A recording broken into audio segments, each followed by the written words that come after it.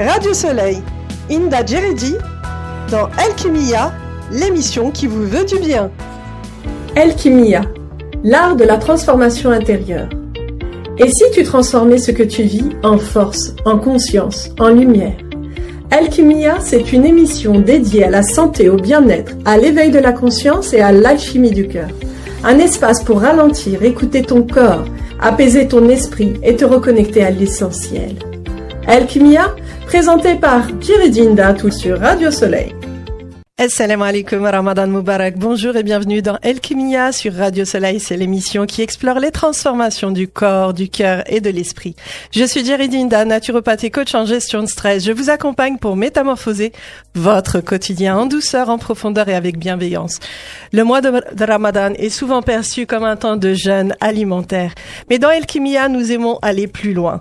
Et si le Ramadan était en réalité un espace thérapeutique à part entière, un temps de transformation incroyable, de réalignement du corps, du mental, de l'émotionnel et du spirituel. Pour en parler, j'ai le plaisir de recevoir aujourd'hui Dawila Salmine, consultante en soft skills, exécutive coach certifiée HEC, formatrice et fondatrice de DS Consulting, passionnée par le potentiel humain, le leadership et la communication consciente. Bonjour Dawila. Bonjour Selem, que la paix soit sur vous et autour de vous. Je suis ravie d'être avec toi, ma chère Inda. Ah mais moi pareil, vraiment, je suis très très contente. Depuis le temps qu'on devait faire une émission ensemble, et ben pour moi c'est un bonheur et ça se fait pendant le Ramadan. C'est parfait. Quoi de mieux? Ah oui, quel moment propice pour partager l'éveil et la transformation. Ouais, c'est ça le plus important, l'éveil et la transformation. Ce sont des mots très important. Et je sais que vous, le leadership aussi, vous parle énormément. Exactement. On va apprendre justement avec vous. Mais avant, pour commencer, est-ce que vous pouvez vous présenter à nos auditeurs et surtout nous expliquer ce qui vous a mené vers l'accompagnement humain et le leadership? Avec grand plaisir. Alors je serai par quel bout commencer? Bon, je vais la faire courte, mais en gros, je suis un être spirituel qui expérimente la vie humaine. Après cela, je suis d'origine algérienne, franco-algérienne. Ouais. J'ai bientôt j'ai 46 ans. Non, ça y est, j'ai 46 ans, 3 enfants. On dirait pas. Merci, je te renvoie le compliment, ma chère Inda. Et j'ai évolué dans le milieu des affaires pendant plus de 20 ans. Donc j'ai une carrière où j'ai eu des fonctions de manager, dans l'opérationnel et le management en général. Et très tôt, j'ai compris qu'il y avait des voies successful et d'autres voies qui peinaient à réussir. Donc moi, je viens d'un milieu du milieu bancaire et du monde des affaires. J'ai fait de la gestion de fortune, donc j'ai eu la chance durant mon parcours académique, parce que j'ai fait effectivement la Sorbonne. Ensuite, j'ai fait l'université de Dauphine. Ouais. J'ai évolué dans le milieu de l'économie. J'ai perdu mon papa très très jeune, donc j'avais qu'une envie, c'était paix à son âme, de réussir quelque part selon les codes d'une franco-algérienne. Voilà, donc faire mieux que nos ancêtres quelque part. Et donc je me suis retrouvée dès 20 ans dans le milieu de la finance, et j'ai évolué surtout dans des banques d'investissement, dans le milieu des affaires, banques privées. Donc j'ai eu la chance de côtoyer un peu, on va dire, les grands de ce monde, en tout cas des gens de la politique. Enfin ceux qui gouvernent un peu. Voilà, que ce soit dans l'espace politique, l'espace artistique aussi, et également dans les sphères bien évidemment économiques du CAC 40. Donc j'ai beaucoup grandi, et puis j'ai eu une espèce de burn-out, crise existentielle très rapide, vers quand j'ai commencé à avoir mes enfants, en fait. Vers quel âge? Ça a commencé dès ma première, en 2009. 2009. Ensuite, 2011, ça s'est accentué. Et surtout la grossesse de ma deuxième fille en 2013, où là, j'ai eu un élan de ras-le-bol. Je tombais souvent malade. Il faut savoir que la finance de marché ou même la finance d'entreprise, c'est pas forcément des milieux qui sont tout le temps adaptés à la femme. On parlera du cycle féminin. Et malgré ça, on essaie quand même de se masculiniser. C'est très lourd. Et donc mon corps me parlait. J'ai pas voulu écouter. T'es naturopathe, tu sais ce que dit le corps. Il s'exprime. Je l'ai appris. La maladie, le mal a dit. Exactement. Et de fil en aiguille, j'ai compris. J'ai bénéficié d'énormément de formations, que ce soit en communication, sur la science du comportement, sur l'art oratoire. Parce que je faisais beaucoup de ventes, j'étais ingénieur d'affaires, donc il fallait aussi développer le chiffre d'affaires et le PNB de l'entreprise. Et donc de fil en aiguille, j'ai compris que mes compétences n'étaient pas forcément les plus techniques, c'est des compétences plus orales, plus comportementales, soft skills, c'est qualités comportementales douces que l'on retrouve dans la communication, l'art de connecter, dans l'intelligence émotionnelle, relationnelle, et c'est ça qui faisait que j'avais une facilité à faire des deals. c'était cette appétence-là naturelle, ce qui a fait que je suis restée presque 20 ans dans différentes banques. Et de fil en aiguille, j'ai commencé à accompagner des personnes autour de moi. J'étais la psychologue de mes amis, j'étais la médiatrice dans les conflits. Malgré un trouble de la parole, j'arrivais quand même à rentrer dans la profondeur d'une communication. Et tout simplement, par la suite, je me suis rendu compte que malgré des diplômes, malgré une expertise, ce qui faisait d'un être un leader, c'était sa capacité à se leader soi-même, c'est-à-dire à créer l'alignement. Et de là, je me suis plongée dans cette volonté de donner du sens. C'est ce que j'allais dire, c'est surtout ça, donner du sens à sa vie. En fait, je pense qu'on a tous une mission de vie. Oui. Et puis à un moment donné, lorsqu'on n'est pas aligné, c'est ce qui s'est passé. On cherche cet alignement, on cherche ce besoin d'exister, mais à travers notre mission qui œuvre à aider les autres. Et je pense que c'est un peu ce qui s'est passé pour vous. Complètement. Oui, complètement. Déjà, un sens vis-à-vis de soi-même. Le leadership, c'est pas la capacité à fédérer les gens, c'est d'abord la capacité à se fédérer soi-même, à se choisir aussi, à sortir de certains carcans. On a du mal à se choisir, hein. On a du mal à se choisir parce qu'on a choisi nos ancêtres sans se rendre compte. C'est ça. Tu sais, on vient quand même d'une culture très tribale. Tu vois, où l'enfant doit poursuivre un chemin tracé. Donc, on ne devient pas qui l'on est véritablement, on devient qui on veut que l'on soit. C'est ça. Voilà. Nos ancêtres, la mémoire transgénérationnelle. Il y a énormément de choses. C'est vrai. Et ce qui est incroyable, c'est que c'est le corps qui nous alerte et surtout l'état émotionnel. C'est-à-dire que moi, pendant longtemps, j'ai réprimé mes émotions parce que, franco-algérienne, même pas mal, fais vite, sois forte, fais des efforts, fais plaisir, sois parfaite. Tous ces fameux drivers qui nous poussent à suivre une trajectoire de vie, mais à un moment donné, cette trajectoire, ce GPS qu'on nous a programmé, malgré nous, ce n'est pas notre boussole interne. Et donc, alhamdoulilah, c'est vraiment le corps qui va nous se manifester, parce qu'à un moment donné, le mental ne veut pas entendre. Les douleurs, la maladie. Ça va commencer comme ça. Mais bien sûr. Un petit mal de tête, un petit mal de dos, puis ensuite ça va devenir des calculs rénaux, ça va devenir de plus en plus grave. Et bon, j'ai évité le cancer quand même. J'ai commencé. Non mais les calculs rénaux, c'est aussi donc les reins, et les reins, ce sont les peurs. Puis c'est la vie aussi. Mais bien sûr. Le flux, l'eau qui ne coule pas, donc c'est la vie. C'est la vie, exactement. Et c'est vrai que le corps, il faut savoir l'écouter, parce qu'à un moment donné, il y en a qui se font même des maladies auto-immunes. Hein. Complètement. Et qui gardent. Pour moi, ce sont des maladies émotionnelles qui viennent d'une cause. Bien sûr. Là, c'est somatique quelque part. C'est somatique, exactement. Ça vient toujours de la non-prise, c'est la non-reconnaissance d'un événement qui nous a été imposé. C'est vrai, exactement. Et c'est pour ça qu'il est important justement de s'écouter, d'écouter son corps, d'écouter. Et puis si on sent qu'un endroit où des personnes sont anxiogènes, faut fuir, faut partir. Bon, on dit ça quand c'est par exemple des personnes qui sont extérieures à la famille. Quand c'est la famille, c'est plus difficile. On va pas couper les liens. Par contre, on va apprendre à prendre de la distance émotionnelle. Parce que là, on travaille sur l'intelligence émotionnelle. Bien sûr. Ça, c'est là, hein. Bien sûr, l'intelligence émotionnelle, c'est la capacité à se réguler et à se mettre en sécurité. Moi, je relie ça au leadership parce qu'un leader, c'est celui qui va avoir cette projection de lui-même en prenant la responsabilité totale, globale des actions qu'il construit dans la vie. D'ailleurs, il y a un magnifique verset coranique qui nous rappelle cela. On le retrouve dans toutes les sagesses universelles. C'est-à-dire que vos actions, les actions que vous retrouvez dans la vie, ont été fomentées par l'âme. Et l'âme, c'est cette intelligence, c'est le corps éthérique, le corps énergétique, le corps spirituel, appelez-le comme vous voulez. N'empêche, il est dans le corps, quelque part. Donc c'est pour ça que le corps est le vaisseau de la transformation.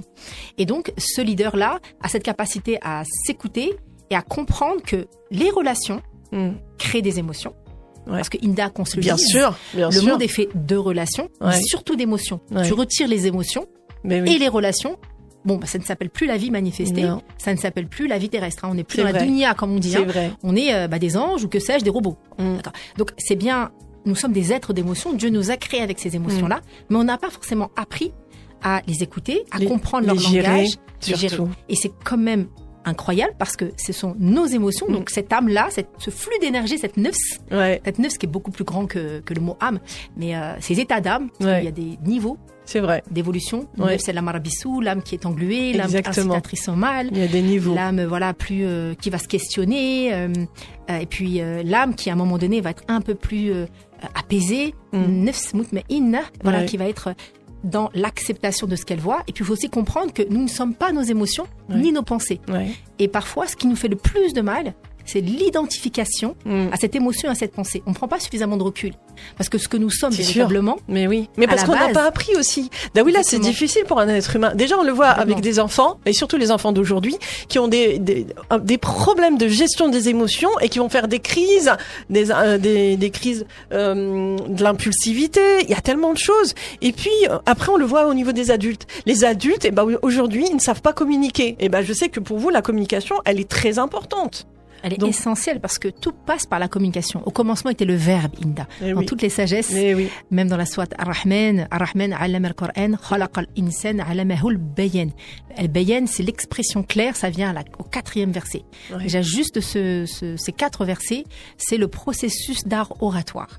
C'est-à-dire qu'au commencement était Ar-Rahman, le son pur, le son d'amour. Donc, c'est de se regarder avec la vibration de Dieu, c'est-à-dire se regarder avec rahma, avec un amour inconditionnel, avec chaleur, protection.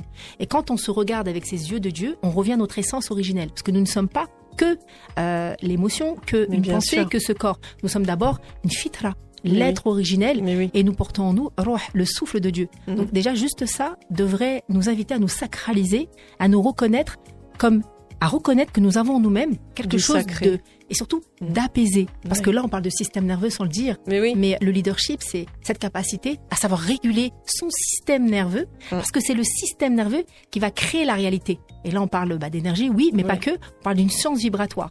Derrière une émotion, il y a une fréquence. Et bien sûr, tout est fréquence. Mais oui. Voilà. Donc, un leader se régule sa fréquence intérieure, et c'est ainsi qu'il devient 100% responsable de ce qu'il va créer. Quand je dis responsable, c'est la co-responsabilité, bien évidemment, avec notre enseigneur. Bien sûr. C'est tellement intéressant, Daouila. On va continuer justement, mais on va faire une petite pause musicale pour que nos auditeurs puissent digérer les vibrations qu'ils viennent d'entendre. Et on va revenir. Avant le ftour. Voilà.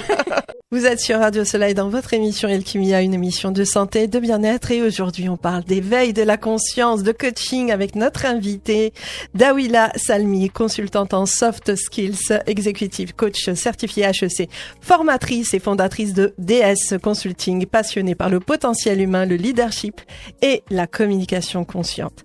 Daouila, c'est vrai qu'on a parlé de vibration, on a parlé de communication.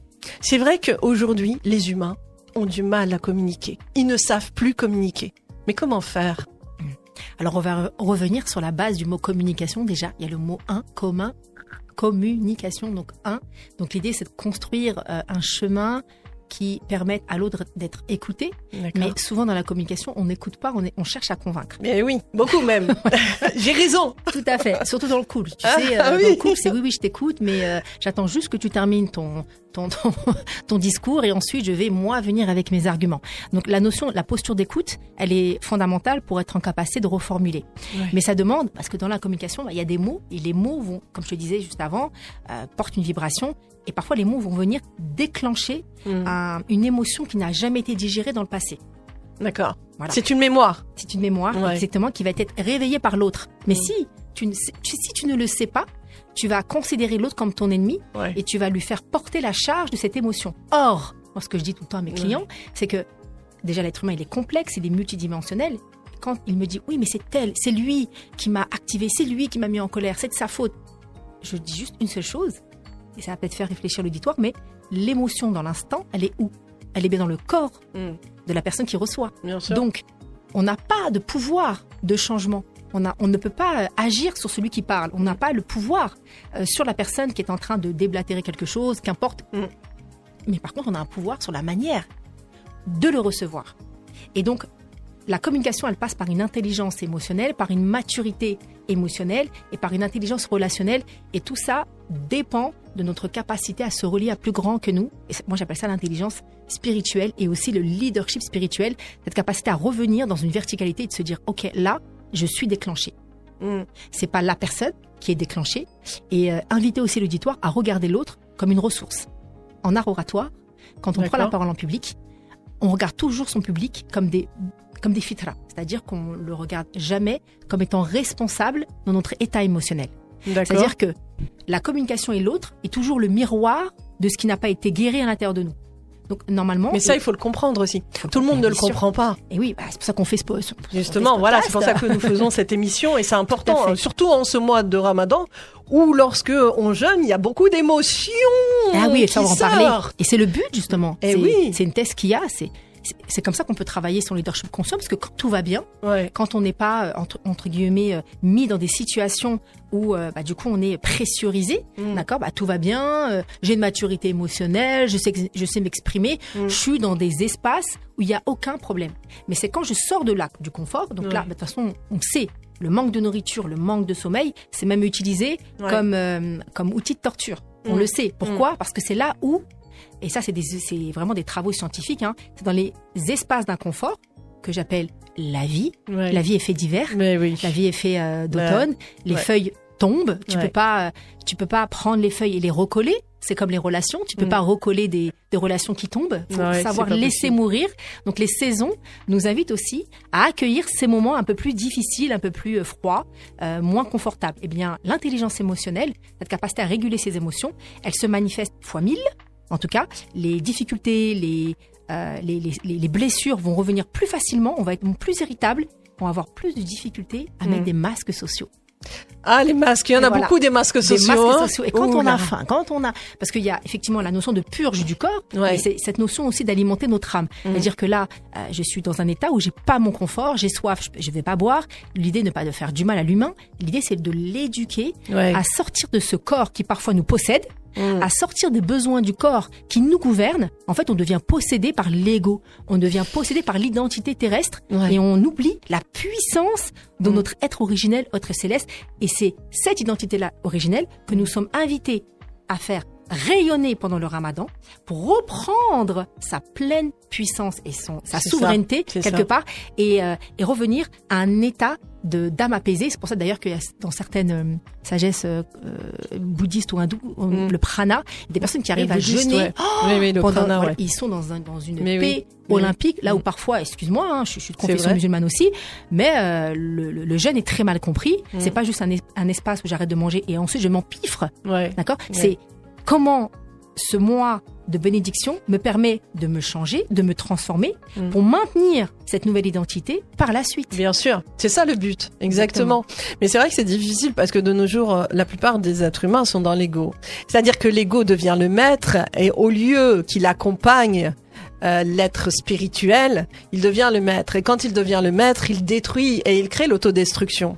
Donc c'est pour ça qu'il est important, et surtout dans ce mois où le prophète sallallahu alayhi wa sallam mettait une des pratiques importantes qui était la méditation. Tout à fait. La méditation, elle est importante. Oui, la méditation aujourd'hui, elle est très mal comprise, je pense, surtout parfois dans notre communauté.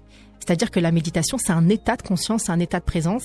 La méditation, elle est complémentaire à la prière. La prière, aujourd'hui, il y a des études qui nous disent que dans les zones, dans le cerveau, il y a des zones qui sont beaucoup plus activées, surtout le cortex préfrontal, que la méditation n'active pas. Pourquoi ? Parce que dans la méditation, tu te connectes à l'instant, à tes ressentis. Donc dans la prière, tu te connectes au maître des univers. Oui, là, on est dans un couffin, on est tout petit, on est une poussière dans une espèce de rocher qui tourne autour d'un système solaire. Mais alors Dieu, Allah, le un, lui, il est le maître de plusieurs univers, plusieurs matrices. Et donc, ça active d'autres zones du cerveau beaucoup plus puissantes quand je me connecte à mon pourvoyeur et à celui qui me soutient. C'est-à-dire que en termes de leadership, j'ai beaucoup plus de capacité à me détacher. Parce que une des compétences fondamentales quand on veut déployer son leadership, c'est l'art du détachement du résultat de nos vies. Et ça vient également réguler notre intelligence émotionnelle. La méditation, c'est un état de présence. La méditation, tu peux méditer sur une coccinelle qui traverse, bien sûr, sur un moustique qui passe. C'est ça. C'est un état de présence. Mais bien sûr. Voilà. Et dans toutes les sagesses aujourd'hui, la science se soumet au texte sacré pour la simple et unique raison que depuis la nuit des temps, on essaie de nous arracher le sacré en le remplaçant par d'autres idoles qui sont l'argent, qui sont le pouvoir. C'est ça. En fait, c'est les mécanismes de l'ego, c'est des systèmes pharaoniques. En fait, l'histoire se répète, mais on ne comprend pas les sagesses de nos leaders religieux, de tous les prophètes, qu'importe toutes les religions, mais on ne les comprend pas. Parce qu'elles sont censées être, ces histoires-là ne sont pas censées être contées à nos enfants, elles sont censées nous accompagner quotidiennement, parce que le message, il est universel et surtout intemporel. C'est ça, exactement. Et donc la méditation fait partie d'une pratique essentielle. C'est-à-dire que même la prière, c'est pas du yoga, hein, c'est pas de la gym, c'est un état de présence et de souvenir de Dieu.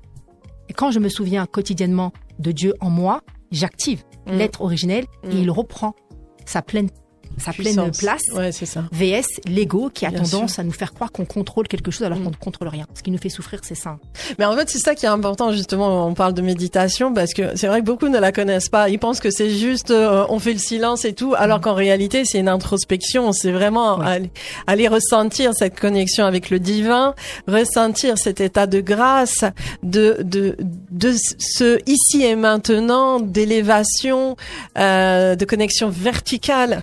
Et ça, c'est important justement que nos auditeurs le comprennent. Quand on parle de méditation, ils pensent aussi que c'est juste le bouddhisme ou les autres, mais pas du tout, mais pas du tout. C'est la contemplation. C'est l'émerveillement. C'est ça en fait. C'est vraiment l'état de shahid, tu vois. Bien sûr. L'état, je suis plus dispersée dans mon shaitan, je suis plus dispersée dans la peur et l'angoisse du futur. Je suis plus dans le regret du passé. Je suis là dans cet instant où je me sens soutenue.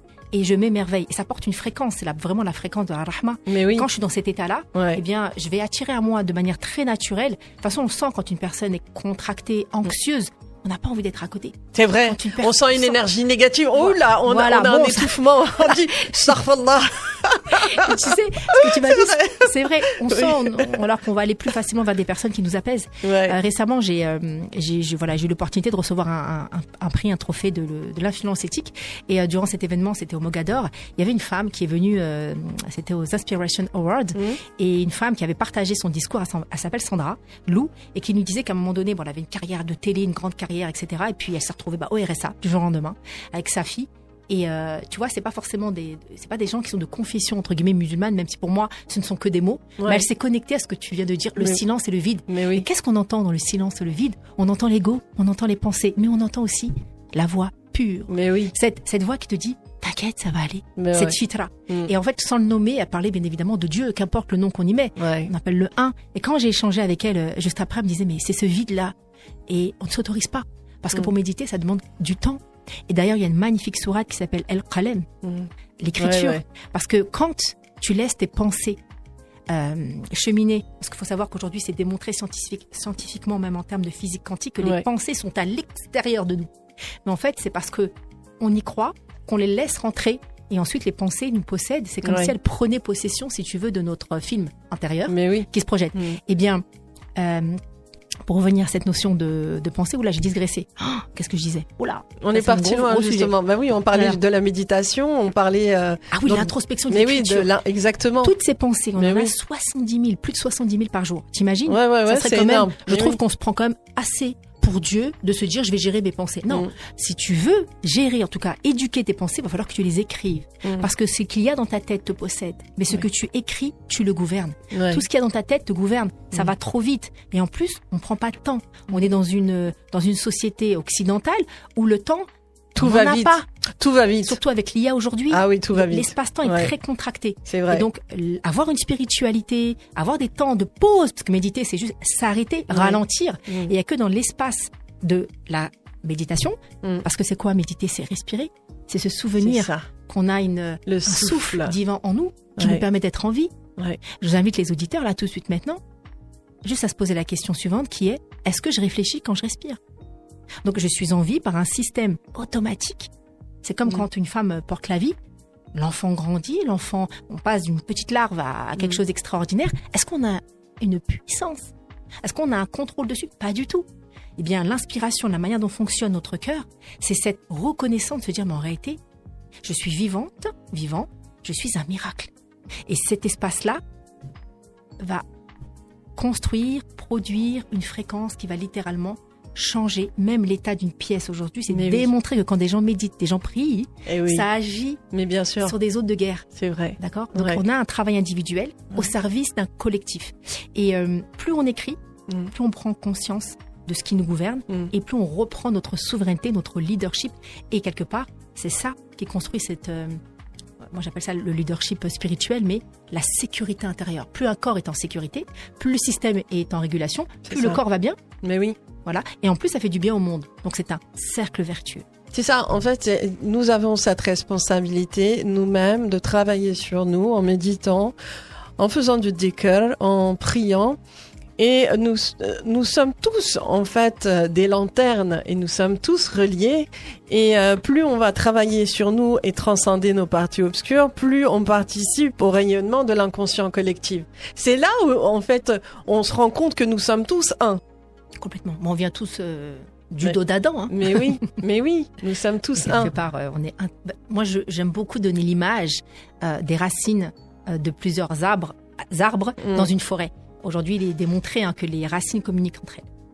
Mais oui. Voilà. Mais donc, oui. quand il y a un arbre où il y a un feu qui est propagé, Ouais. il y a l'arbre qui est le plus proche du feu va envoyer des signaux à un autre arbre. Comment? C'est par les racines. Donc, nous, nos racines, elles sont invisibles. Elles sont pas visibles. Mais tout comme la terre, est-ce que tu vois les racines de deux arbres qui sont côte à côte? Pourtant, ils communiquent entre eux. Oui. Eh bien, c'est pareil. Entre toi et moi, si on est là aujourd'hui, c'est qu'on devait se rencontrer aujourd'hui. C'est parce qu'on porte des racines communes. Ouais. Et plus nos racines sont fermes et reliées à la source, verticalisées, et au plus, tu ne verras pas de menace chez moi, je ne verrai pas de menace chez toi, parce que toi, tu es moi. C'est Et exactement moi, je suis ça. un reflet de toi. Mais oui. Et donc, comment est-ce qu'on peut se retrouver à se battre et à se considérer comme étant supérieur à un peuple? Parce qu'aujourd'hui, tout ce qui se passe dans le monde, avec l'affaire Epstein, entre autres, qui s'est passée récemment, mais ça fait des millénaires que ça existe, c'est un retour à la conscience dans le sens où je suis quand même un peu responsable de tout ce qui se projette dans le monde. Parce qu'en moi, j'ai une partie en guerre. Ouais. J'ai une partie où je ne respecte pas mon enfant intérieur. D'accord? Je ne l'entends pas. Pourquoi on fait autant de mal aux enfants? C'est parce qu'on fait beaucoup de mal aussi. Parce que la fitra, tu sais, c'est cette joie qu'on retrouve chez l'enfant. C'est vrai. Et tu parlais tout à l'heure de l'enfant qui n'a pas ces qualités de communication, d'art oratoire, de leadership, de soft skills. Et c'est aussi pour ça qu'on intervient beaucoup avec notre association Tous pour un, à qui je rends hommage, parce qu'il y a des gens formidables. Et c'est aussi pour ça que je fais ce travail-là, pour intervenir dans les lycées, dans les écoles. Plus tôt ils ont ces outils-là, et plus tôt ils respectent l'enfant qui est à l'intérieur d'eux-mêmes, c'est-à-dire qui ils sont véritablement. C'est un travail qui passe par les parents aussi, mais quand le parent n'a pas eu cette cette éducation, c'est pas grave. C'est censé être le travail de l'éducation nationale, mais sauf que eux aussi ne le font pas. Mais non. Donc aujourd'hui, il y a de plus en plus de professionnels comme toi, comme moi, et qui justement proposent des ateliers pour permettre aux enfants justement d'avoir ce vocabulaire émotionnel, de se ressentir. Parce que quand je me ressens, je peux agir dedans, je peux revenir à un état de paix. Et quand je suis en paix, je deviens intouchable. Je suis stable. C'est ce qu'on appelle la sakina, en fait. Et sakina. Mais tout le monde la recherche, hein. Tout à fait. Et surtout en ce mois de Ramadan, beaucoup de chercheurs spirituels rêveraient de ressentir, ne serait-ce qu'un instant, cette sakina. La sakina, elle se ressent quand on se souvient de celui qui nous apaise, n'est-ce pas, par l'évocation de notre enseigneur. Mais encore faut-il avoir une belle opinion de celui qui nous a créés, avoir une belle représentation. Et aujourd'hui, malheureusement, toutes les religions, dans grosse partie des religions, on a créé un dieu châtieur, on a créé un dieu dans un trône qui nous regarde, qui nous surveille. Mais on a grandi comme ça. Et mais on a grandi dans des punitions, tu vas aller en enfer, tu vas boire du pu et tout. En fait, on a fait peur aux gens. Ceux qui ont une maîtrise du sujet ont utilisé effectivement le levier de peur. Maintenant, c'est pas que. C'est-à-dire que même les sociétés capitalistes, ceux qui nous gouvernent, utilisent la peur à travers l'argent, à travers le chômage. En fait, la peur est un moyen de manipuler les peuples. Donc, imagine, tu mets chaque être humain en sécurité intérieure. C'est fini. C'est fini. On peut plus le manipuler. C'est terminé. D'accord. Mais la sécurité intérieure, elle se retrouve uniquement dans ton lien avec celui qui t'a créé. Et qu'est-ce qu'on fait? On essaie de te le manipuler. Donc en fait, la racine, elle est là. Plus tu vas inviter les gens, et c'est pour ça que j'accompagne vraiment, que ce soit des managers, des entreprises, des entrepreneurs, à partir du moment où tu leur donnes cette clé du leadership spirituel, que l'autonomie de ta sécurité dépend de ton lien avec Dieu, arrête de créer des idoles, soit dans la conscience d'Ibrahim. La conscience d'Abraham, c'est quoi? Il a détruit les idoles du Père, mais il y a une symbolique derrière. C'est-à-dire que parfois nos croyances sont aussi dures que la pierre. Et tu vois, la pierre, c'est les idoles de nos parents. Et il a respecté son père en disant, je suis déloyal à tes croyances, quelque part. Et nous, aujourd'hui, parfois, c'est très compliqué pour un enfant, pour un adulte, d'être déloyal à ses croyances, parce que être déloyal avec ses croyances, c'est être déloyal à un système familial, comme l'a fait Ibrahim. Bien sûr. Et tu vois, les histoires prophétiques sont des champs de conscience. Et le Ramadan nous invite justement à revenir à ces champs de conscience et d'éveil, de se dire, il n'y a pas un espace chez moi où je suis encore soumis, esclave d'une croyance dure comme la pierre. Est-ce que je suis véritablement verticalisée? Est-ce que j'ai besoin de prouver à Dieu pour qu'il m'aime? Non, Dieu est Rahma. Oui. Il n'a pas besoin de nous, il n'a pas besoin qu'on le satisfasse, il n'a pas besoin de nos prières. Par contre, nous, on a besoin de lui. Exactement. Mais il nous aime déjà. Mais oui. Sinon, il nous aurait pas créé. Bien tu sûr. existes, donc tu es légitime. Et nous, on va chercher la légitimité chez nos parents, la légitimité dans le travail, la légitimité dans le salaire, dans l'argent, dans le pouvoir. C'est du fake. Parce que même ça te donnera jamais ta sécurité intérieure. Combien de multimillionnaires aujourd'hui sont tous les jours angoissés de perdre ce million? Beaucoup. Parce que l'argent les possède. Exactement. Ce que tu possèdes te possède. Si ce que tu possèdes te possède, tu n'es pas libre. C'est ça. Tu vois, donc la richesse extérieure ne va jamais t'apporter véritablement cette richesse extérieure. Elle te permet en réalité d'enrichir tes compétences. C'est-à-dire que si tu es un crevard, tu resteras un crevard même si tu as de l'argent. Mais oui. Et si tu es quelqu'un de bien et que tu as plus d'argent, c'est un activateur, un amplificateur de qui tu es déjà. Pour donner plus et aider plus. Normalement. Mais ouais, mais c'est ça, c'est magnifique. Daouila, on va faire une petite pause et on va revenir tout de suite après. Ça marche. Vous êtes sur Radio Soleil dans l'émission Alchimia, une émission de santé, de bien-être et d'éveil de la conscience. Nous sommes donc avec notre invitée Daouila Selmi, qui est consultante en soft skills exécutive, coach certifiée HEC, formatrice et fondatrice de DS Consulting, passionnée par le potentiel humain, le leadership et la communication consciente. On parle en ce mois de Ramadan, on parle de communication, de méditation, de transformation. Il y a tellement de choses. Et là, on va parler du Ramadan comme espace thérapeutique. Oui. C'est important, ça. Selon vous, donc, en quoi le Ramadan peut-il être considéré comme un véritable espace thérapeutique, bien au-delà, comme on disait tout à l'heure, du jeûne alimentaire? Oui. Déjà, de manière symbolique, le Ramadan est précédé, tu sais, de 2 mois, Rajab et Sha'ban. Oui. On dit que Rajab, sous le prisme de la symbolique de l'agriculture, c'est le mois où on va extraire les mauvaises herbes. Donc, normalement, on est censé se préparer à accueillir le Ramadan. Sha'ban, une fois qu'on a retiré toutes ces mauvaises herbes, donc la thèse qu'il y a réussi celui qui purifie son âme, dans le Coran. Une fois qu'on a retiré ces mauvaises herbes, qui sont en réalité ces blessures, tout ce qui remonte à la surface, comment on les retire en se laissant traverser? Et ça, tu sais, les émotions, c'est biodégradable. Mais oui. Quand on les vit pleinement, même si elles viennent du passé, il suffit du présent, dans cet instant, de se laisser traverser par la tristesse qu'on s'est peut-être jamais autorisé à vivre. Et donc, on prépare comme ça le corps, le cœur, à recevoir une pluie abondante, parce que c'est le mois de Sha'ban, c'est le moment où on reçoit de la pluie, dans une terre fertile qui a été nettoyée à Rajab. Et le mois du Ramadan, c'est la récolte. Donc, normalement, on est censé observer ce qui va pousser. Or, beaucoup pensent que le Ramadan, c'est le mois de la purification, entre guillemets, où je vais commencer à purifier, ranger ma maison. Non, on le prépare. Et donc, moi, j'invite vraiment les personnes à se mettre en action et à commencer à incarner l'identité. Parce que la 27e nuit, la 21e, la 23, la fameuse nuit impaire, on l'appelle la nuit du destin, on est censé recevoir dans l'invisible une reprogrammation. Oui, c'est vers ça. notre sirat el-mustaqim. Oui, mais c'est ce qu'on souhaite, en fait. C'est ce que tout le monde prépare. souhaite. Quoique, ceux qui sont dans cet éveil de la conscience. Ouais, parce qu'il y en a beaucoup qui, voilà, exactement. C'est manger, mais en fait, cette pleine conscience là du Ramadan, il faut vraiment avoir cet éveil, cette envie d'aller vers son créateur et surtout se reconnecter en soi. C'est apprendre à se connaître pour connaître Dieu. Complètement, parce que Dieu est en nous, quelque part. Enfin, mais oui. Et tu vois, tu disais, voilà, en quoi le Ramadan est un espace thérapeutique. Déjà, le Ramadan modifie les rythmes biologiques. Ouais, internes. Exactement. Voilà.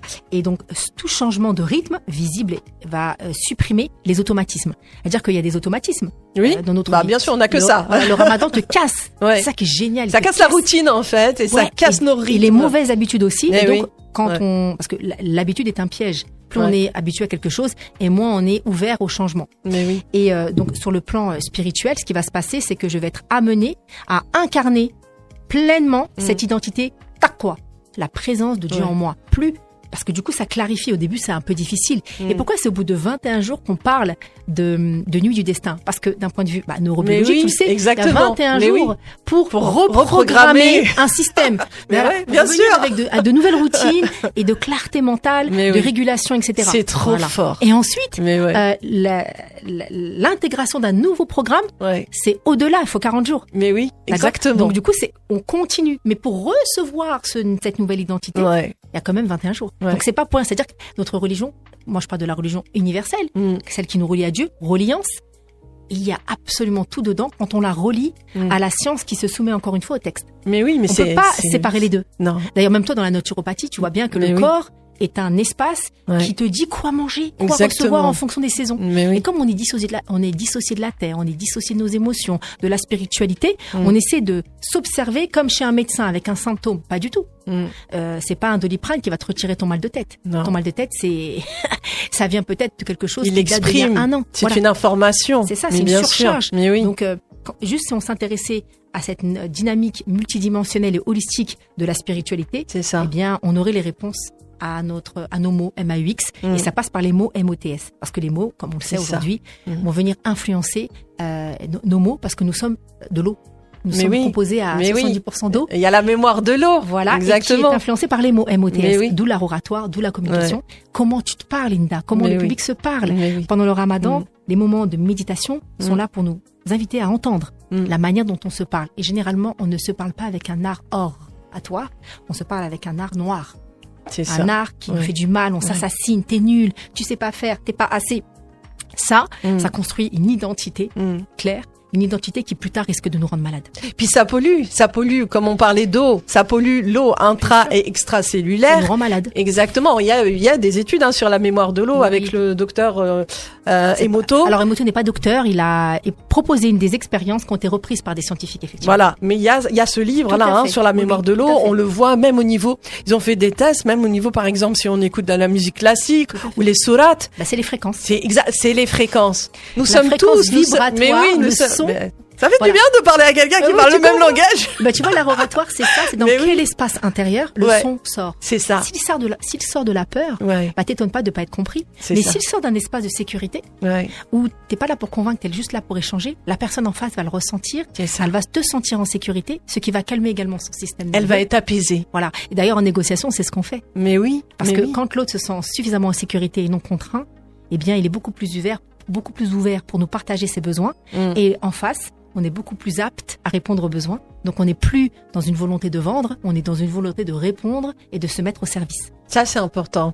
Alors, vous, en tant que coach, comment ce mois peut-il favoriser une transformation durable, aussi bien personnelle que professionnelle?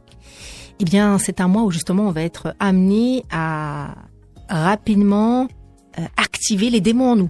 Donc, c'est un accélérateur, quelque part, un révélateur de nos parts d'ombre. Carl Gustav Jung, un grand psychologue, psychanalyste aussi, qui était très croyant, qui nous disait ce qui existe je vais la refaire avec mes mots, mais en gros, ce qu'il y a dans l'inconscient, si on le met pas en lumière, va venir manipuler et en tout cas influencer notre vie. Donc, il y a ce travail de faire remonter ce qu'il y a sous l'iceberg. Tu vois l'iceberg? Oui, bien sûr. La face visible, la face cachée. Vraiment, le ramadan est une opportunité incroyable pour faire remonter toutes ces parts invisibles en nous et de venir les reprogrammer.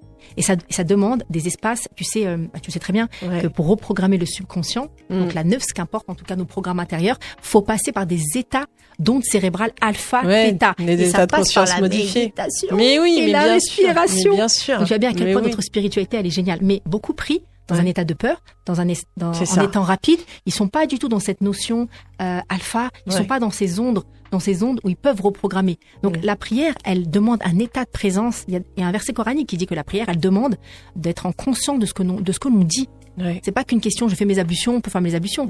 Mes ablutions, c'est un état où je me connecte à mon corps, où je sens l'eau, parce que l'eau vient. Nous sommes de l'eau. Donc je mets de l'eau, d'accord. Mais il y a aussi une vision symbolique de se dire, là, je vais rentrer dans un espace quantique, un espace invisible, la 5D, pour parler à l'invisible. On est quand même des croyants, et donc on croit à Al-Raïb, qu'est l'invisible. Et l'invisible, il y a des codes dans l'invisible. Donc ça passe par les ressentis.